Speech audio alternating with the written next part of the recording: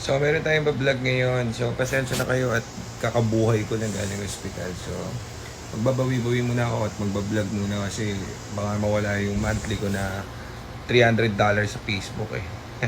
So, ngayon, ganito. For example, ito si shoutout kay Ma'am Winch. So, ito si Ma'am Winch.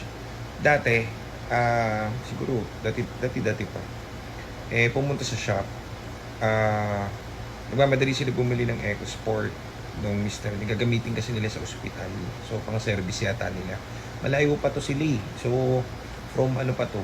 Lucena yata sila, Lucena. Ngayon, maraming nagchat-chat sa akin. Nakabili sa amin and hindi nakabili. Kahit yung hindi nakabili, ina-accommodate ko pa rin as much as possible ko kaya ko sagutin yung message. Sinasagot ko. So sila, yan, pumunta sila dun sa dati sa shop yata. Tapos, hindi natuloy yung pagbili nila. Kasi yung mister niya, ang nangyari, ano ba tawag dito? Bumili sa iba. Bumili sa labas ng EcoSport. So, okay lang yun. Nagsabi naman siya sa akin, sir, hindi ako nakabili sa inyo. Okay lang. So, walang problem dun. Ang advice ko kay ma'am, basta okay naman po yung nagbili niya, walang problem. Okay po yan. So, hindi naman kailangan sa amin kayo lagi bumili, diba? Wala akong problema dun. Kasi nag-give back lang ako sa community dun. Dahil nga, ang tinitignan ko dyan, hindi as nagre-repair ng Ford. Ang tinitignan ko sa sarili ko is as a end user, as ang gumagamit ng Ford. Kaya, honest ako dun sa mga review ko ng Ford na units, diba? Parang ganun yan.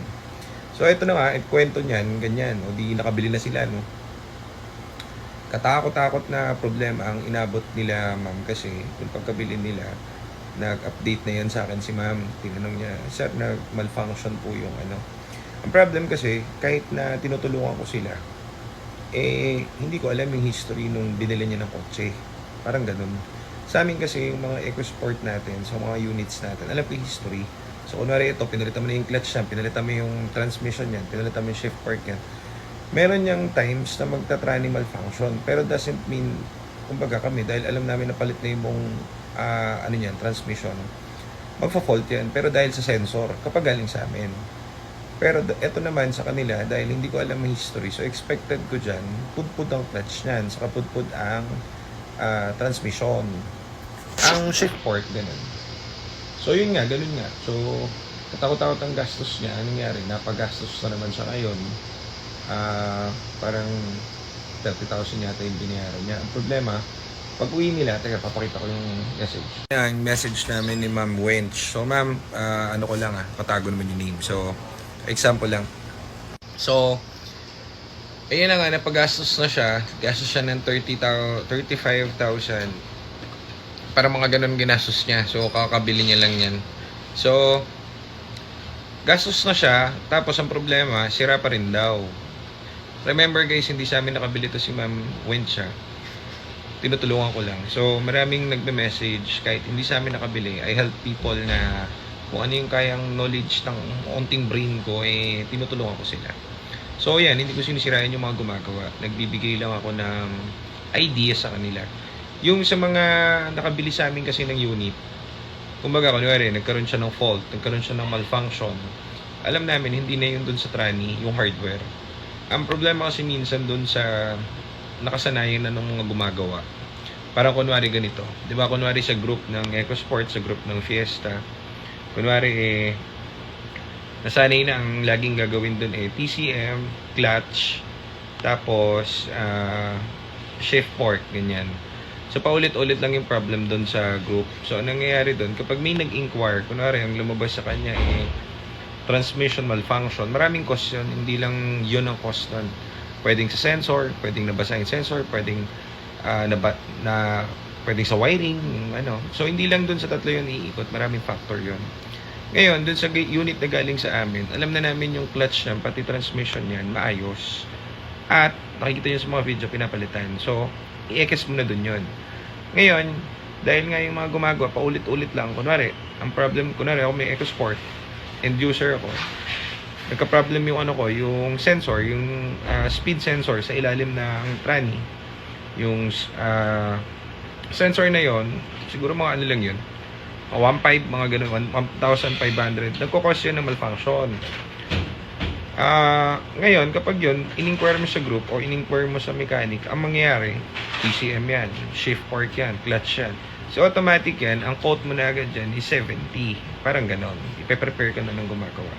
Sa bagay, yung iba naman nga, ganun nga ang laging naging problem. Pero doesn't mean na yun yung mismo problem. Para magsabi yung kachat mo nun o yung nag-quote sa'yo nun online, mahirap yon.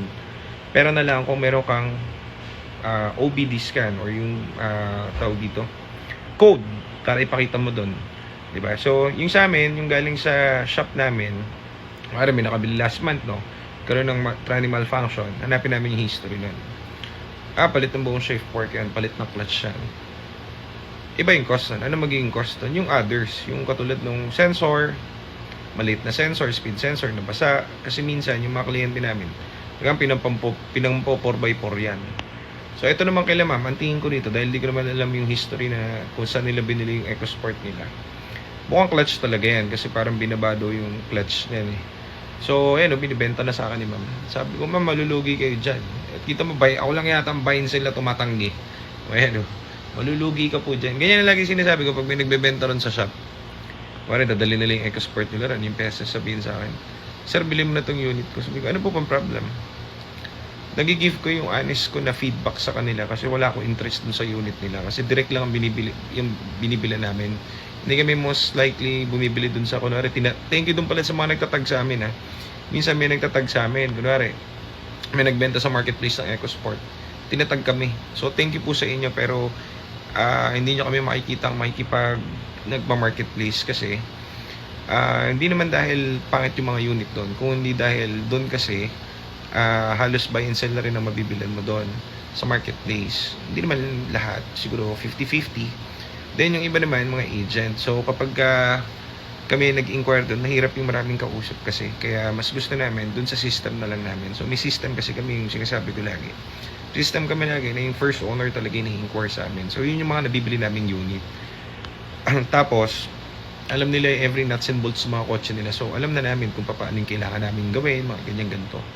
So ito na, balik tayo dito kay ma'am. So ayan, binibenta niya sa atin yung unit niya. Sabi ko, ma'am, baka malulugi lang po. Hindi baka, malulugi talaga kayo dyan kasi gumastos ka na ng ganito. Tapos magpagawa ka na, tapos bibenta mo sa akin.